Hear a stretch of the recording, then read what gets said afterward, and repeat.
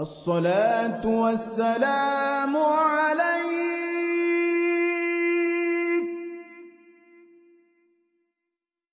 يا إمام المجاهدين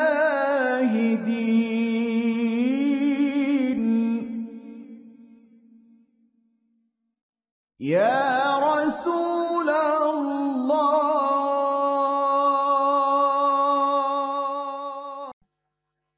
Tema kajian kita pada taklim pada subuh ini adalah membahas tentang al-ahamiyah wal haqiqah al-istiqomah wa husnul khatimah. Artinya pentingnya dan hakikatnya istiqomah dan husnul khatimah. Ihwatul iman rahimakumullah, ada 6 argumentasi pentingnya kita selalu istiqomah dan husnul khatimah. Argumentasi pertama, karena perintah untuk istiqomah dan husnul khatimah hukumnya wajib. Wajib kita selalu istiqomah dan husnul khatimah. Apalagi kita di awal 2024. Walaupun tahun baru Masehi, tidak ada salahnya kita punya resolusi, kita punya tekad, pengen tahun ini kita istiqomah. Dan kalaupun tahun ini kita diwafatkan Allah, kita pengen dalam kondisi husnul khatimah. Bisa saja tahun ini tahun terakhir ya. Banyak orang tahun lalu masih sehat walafiat, sekarang sudah dipanggil Allah. Itu bisa terjadi pada diri saya, Bapak dan Ibu. Makanya pesan istiqomah itu khatib selalu sampaikan setiap khutbah Jumat. Melalui surat Al-Imran ayat 102. Ya ayyuhalladzina amanu taqullaha haqqa tuqatih wala tamutunna illa wa antum muslimun. Wahai orang-orang beriman, bertakwalah kepada Allah dengan sebenar-benar takwa, maknanya istiqomah. Wala tamutunna illa wa antum muslimun. Janganlah kalian meninggal melainkan dalam keadaan muslim. Maksudnya kita diperintahkan husnul khatimah. Dan ayat ini bagian dari rukun Jumat, rukun khutbah Jumat.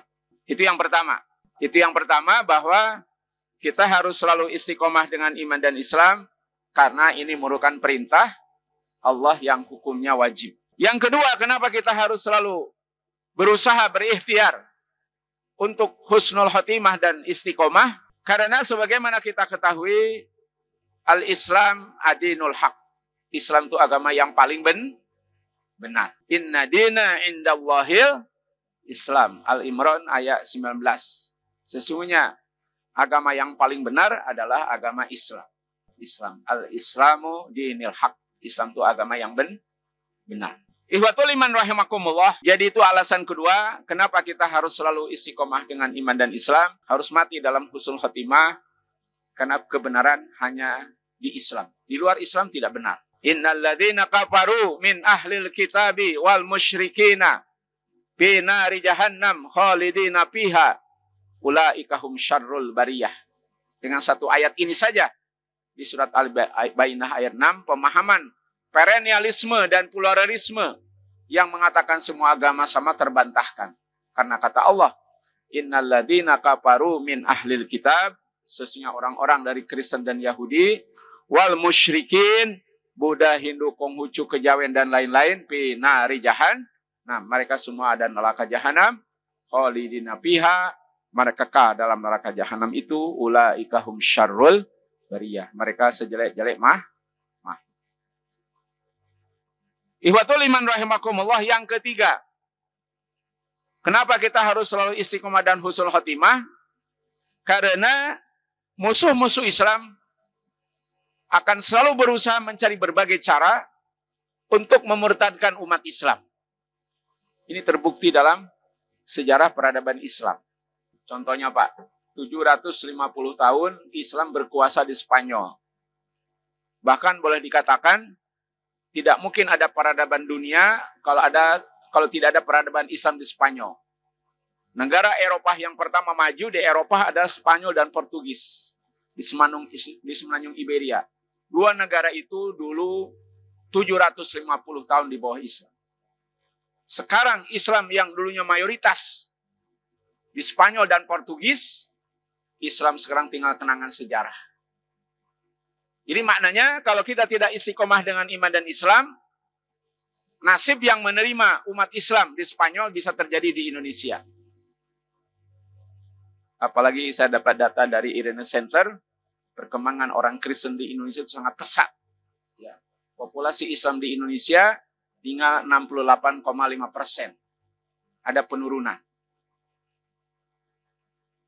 Contoh lagi, bahwa orang kafir tidak akan suka kepada Islam, mereka akan suka memurtadkan umat Islam adalah tetangga kita di Filipina. Dulu di bawah Kesultanan Sultan Sulaiman. Sultan Sulaiman ini orang Minangkabau yang berdakwah ke Filipina, berhasil mengislamkan orang-orang Filipina. Mendirikan satu kerajaan Sulu, ibu kotanya Manila. Di bawah perlindungan Allah. Sekarang menjadi Manila. Sekarang Filipina negara Katolik terbesar di Asia. Makanya kenapa di Indonesia marak sekali sekolah-sekolah Kristen bukan untuk profit, Pak. Maraknya sekolah-sekolah Kristen, universitas Kristen, lembaga sosial Kristen adalah tujuan utamanya untuk memurtadkan umat Islam. Walan tarda ankal yahud walan nasara hatta tattabi'a millatahum. Tidak akan ridha orang Yahudi dan orang Kristen sampai mereka orang Islam ikut agama mereka. Ikhwatul iman rahimakumullah. Itu alasan kedua kenapa kita harus selalu istiqomah dengan iman dan Islam. Karena orang-orang kafir akan berusaha 24 jam dengan berbagai cara mereka pengen memurtadkan umat Islam. Pertama yang mereka lakukan tidak langsung memurtadkan, Pak. Yang mereka lakukan pertama tahzimul fikrah, merusak pola pikir dengan mengampanyekan semua agama sama. Jadi tahzimul fikrah. Orangnya Islam, namanya Islam, tapi kok mengkampanyekan semua agama sama, kayak Buya Sakur. Ya. Tahap yang kedua setelah mereka tahzimul fikrah adalah idzabatus syahsiyah. Melarutkan kepribadian. Ngakunya Islam, tapi benci kepada syariat Islam. Sudah terjadi belum sekarang? Sudah terjadi belum? Sudah.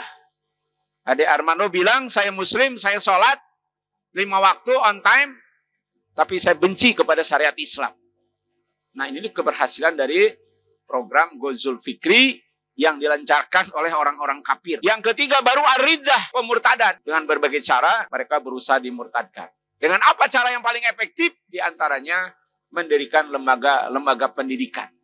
Indonesia boleh saja anti kepada Yahudi, anti kepada Zionisme. Tapi di Indonesia sudah ada lembaga Yahudi yang resmi. Zaman Bung Karno dilarang. Sekarang ada 2 lembaga Yahudi yang resmi di Indonesia. Yaitu Lions Club dan Rotary Club. Dan orang-orang yang ikut LSM ini adalah orang-orang elit semua. Elit politiknya, maksudnya elit dari segi politik, ekonomi, dan lain. Tujuannya apa? Tujuannya ar-riddah. Tujuan terakhir adalah pemurtadan. Ikhwatul iman rahimakumullah. Kenapa kita harus selalu istiqomah dengan iman dan Islam? Alasan terakhir adalah karena kondisi iman kita fluktuatif. Kondisi iman kita naik turun. Ini ada hadis sahih rawahu Hakim. Rasul bersabda, "Innal imana la yahluku kama yahluku saubu ahadikum. Fas'alullah ayyujadidal imana fi qulubikum." Kita harus selalu istiqomah dengan iman dan Islam. Kita harus berusaha menjadi orang husnul khatimah. Karena kata Rasulullah, sesungguhnya iman itu akan pudar warnanya sebagaimana pudar warnanya baju di antara kalian. Jadi iman itu kalau nggak dijaga, bisa luntur, bahkan bisa hilang. Jangankan orang biasa, ada sahabat namanya Abdullah bin Mu'id, dan sahabat ini pernah menjadi penulis wahyu, tetapi sahabat ini mati dalam keadaan murtad. Ya, jadi iman itu akan pudar warnanya, seperti pudar warnanya baju di antara kalian. Kalau kita tidak berusaha menjaganya, iman itu bisa lemah dan bisa hilang. Na'udzubillahi min dzalik. Ikhwatul iman rahimakumullah, yang kedua yang ingin saya sampaikan di sini, apa ciri orang-orang yang istiqomah? Apa indikasi orang yang istiqomah? Mudah-mudahan kita termasuk. Indikasi pertama orang istiqomah, mabda'ul hayahnya, prinsip hidupnya lillah. Jadi ciri orang istiqomah itu, apapun yang dia lakukan lillah. Sesuai dengan surat Al-An'am 162. Kul inna sholati wa nusuki wa mahyaya wa mamati lillahi rabbil alamin. Sesungguhnya sholatku, ibadahku, hidupku, matiku lillah. Jadi ciri utama orang istiqomah adalah lillah. Apapun yang dia lakukan, lillah. Tidak sedikit pun minta apresiasi dari manusia. Makanya saya katakan tadi, salahlah, saya katakan di sini pernah berkali-kali, salahlah kalau orang berjuang demi NKRI. Karena berjuang itu karena Allah. Untuk NKRI itu baru yang benar. Jadi dalam Islam itu tidak menganut namanya value free, nilai bebas. Apapun yang kita kerjakan harus niatnya karena Allah. Yang kedua, prinsip orang yang istiqomah ada 3 tandanya. Tanda kedua, minhajul hayahnya berpegang kepada Quran dan Sunnah. Prinsip hidupnya berpegang kepada Quran dan Sunnah. Itu ciri orang istiqomah. Dalam segala aspek kehidupan. Termasuk dalam memberikan nama anak umpamanya. Gak boleh kita sebagai orang muslim memberikan nama anak kita dengan nama yang tidak mengandung doa umpamanya. Sama juga kita memilih pemimpin 2024. Nah, saya bukan kampanye curhat. Ya. Haramnya minum arak 4 ayat. Haramnya berzinah 5 ayat.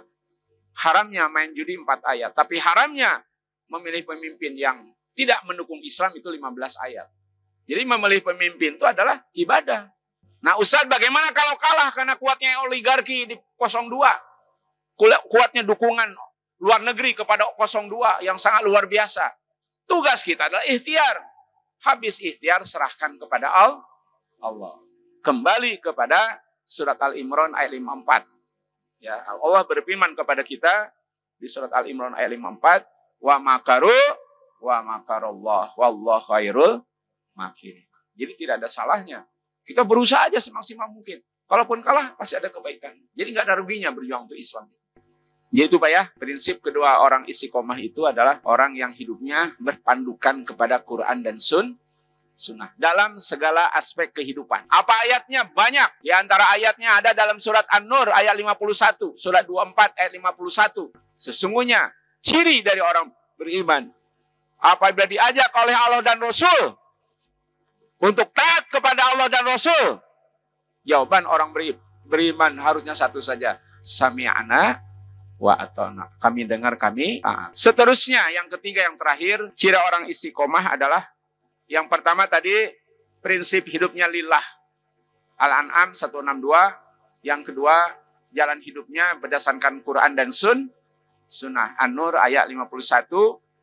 Yang ketiga, ciri orang istiqomah adalah tujuan hidupnya akhirat, bukan dunia. Tujuan hidupnya akhirat, bukan dunia. Ini sesuai dengan firman Allah dalam surat Al-Ankabut, surat 29 ayat 64. Ciri orang istiqomah bukan dunia, akhirat. Kalau ada ambisi keduniaan nggak tercapai, nggak masalah. Emang gua pikirin. Target saya menjadi selamat di akhirat. Apa dalilnya? Wa ma hadhil hayatud dunya illa lahun walaibun wa inna daral akhirah lahiyal hayawan. Itu dalilnya. Tidaklah kehidupan dunia ini, kata Allah, melainkan senda gurau dan permainan. Jadi kalau ada ambisi keduniaan kita gak tercapai, gak masalah Pak. Kata Allah sendiri yang menciptakan dunia, kesenangan dunia itu senda gurau dan permainan. Wa inna daral akhirah lahiyal hayawan, kata Allah. Sesungguhnya negeri akhirat adalah kehidupan sebenarnya. Lau kanu ya'lamun, kalau kalian mengetahuinya. Yang menyebabkan kita suka stres dalam hidup ini sekarang adalah target kita dunia. Ini salah. Saya teringat surat Al-Hadid ayat 20. Allah mengingatkan kita. Wa mal hayatud dunya illa mata'ul ghurur. Tidaklah segala kesenangan dunia melainkan kesenangan palsu. Walaupun kita di dunia gak punya apa-apa, kita bukan orang terkenal, kita bukan selebritis, ya gak masalah. Karena wa mal hayatud dunya illa mata'ul ghurur. Tidaklah segala kesenangan dunia ini, melainkan kesenangan palsu. Yang terakhir adalah kaifat takwin asasya al-istiqomah. Bagaimana kita membentuk pribadi yang istiqomah. Ada 4 metodologi, 4 cara agar kita diwafatkan dalam husnul khotimah dan istiqomah. Yang pertama adalah berdoa, Pak. Kita harus selalu berdoa setiap sholat agar kita diwafatkan dalam husnul khotimah dan istiqomah. Ya muqallibal qulub, sabit qalbi ala dinik. Wahai yang membolak-bolakan hati, teguhkan hati kami dalam agamamu. Rabbana la tuzigh qulubana ba'da id hadaitana. Itu surat Al-Imran ayat 8. Wahai Tuhan kami, wahai Rabb kami, janganlah palingkan hati kami setelah Engkau memberikan hidayah kepada kami. Banyak sekali doa-doa yang isinya minta keistiqomahan. Allahumma inna nas'aluka bihusnil khotimah wa na'udzubika min su'il khotimah. Ucapkan doa-doa seperti ini setiap habis sholat, karena cara yang paling efektif agar Allah mewafatkan kita dalam istiqomah dan khotimah adalah dengan berdoa. Makanya ada doa kita, Pak, mengenai kematian kita nanti. Pertama, doa kita pengen diwafatkan dalam membela agama. Ya, man sa'alallahu syahadah bisidqin balagallahu manajil syuhada wa in mata ala firasihi. Ada 2 keinginan kita kalau kita meninggal nanti. Yang paling utama kita pengen ketika meninggal sedang membela agama Allah. Kata Rasulullah, barang siapa minta kepada Allah mati syahid, Allah akan menempatkan dia sebagai syuhada walaupun dia mati di tempat tidur. Yang kedua, kita minta kepada Allah kita diwafatkan dalam malam Jumat atau hari Jumat. Man mata lailal Jum'ah ayaumul Jum'ah. Siapa yang meninggal malam Jumat atau hari Jumat, balagallahu, ya, barang siapa meninggal pada malam Jumat dan hari Jumat, Allah akan melepaskan dia dari fitnah kubur. Doa. Yang kedua, bagaimana agar kita diwafatkan dalam husnul khotimah dan istiqomah? Yang kedua, rajin thalabul ilmi. Dalilnya surat Al-Anfal ayat 2. Karakter orang beriman kata Allah, wa idza tuliyat alaihim ayatuhu zadathum imana. Karakter orang beriman kalau dibacakan ayat-ayat Allah bertambah iman. Di mana dibacakan ayat-ayat Allah? Di majelis taklim. Kapan kita datang ke majelis taklim? Minimal 1 pekan sekali. Dan apa bahayanya, Pak? Kalau kita tidak datang ke majelis taklim, sangat mengerikan. Bapak bisa buka di surat 43 ayat 36. Surat Az-Zuhruf ayat 36. Sangat mengerikan. Kalau orang jauh dari majelis taklim, kata Allah, lama-lama dia menjadi temannya setan. Surat 43 ayat 36. Wa may ya'shu an dzikri rahman nuqayyid lahu syaitan fahuwa lahu qarin. Barang siapa yang berpaling dari ajaran Quran, tidak mau mempelajari Quran, tidak mau mengalokasikan waktu untuk duduk di majelis taklim, nuqayyid lahu syaitan, Allah membiarkan setan menyesatkannya, fahuwa lahu qarin, dan dia menjadi teman setan. Bahaya kalau kita jauh dari majelis taklim. Yang ketiga adalah bergaul dengan orang-orang soleh. Kalau ibu-ibu solehah. Karena salah satu teriakan, salah satu penyesalan ahli neraka, ketika digiring masuk neraka, dia berteriak kepada Allah. Dalam surat 28, surat Furqan, surat 25 ayat 28, Al-Furqan ayat 28. Apa jeritan ahli neraka? Ya wailata laitani lam attahid fulanan khalila. Sungguh kecelakaan bagiku. Alangkah baiknya aku di dunia dulu berteman dengan si fulan. Jadi ada orang masuk neraka karena salah pergaulan. Kata Rasulullah, ar-rajulu ala dini khalilih, ala khalilih. Agama seseorang bisa dilihat siapa temannya. Jadi yang paling selamat Bapak Ibu, kita berkawan itu dengan ahli masjid, ahli majelis taklim. Itu yang paling selamat. Dan itu akan menyebabkan salah satu kita istiqomah dan husnul khotimah. Dan yang terakhir Bapak Ibu yang dirahmati Allah, Bagaimana membentuk pribadi yang istiqomah adalah mulai sekarang kita harus berdakwah, Pak. Terutama kepada keluarga. Terus kita ke teman, ke kolega, ke masyarakat.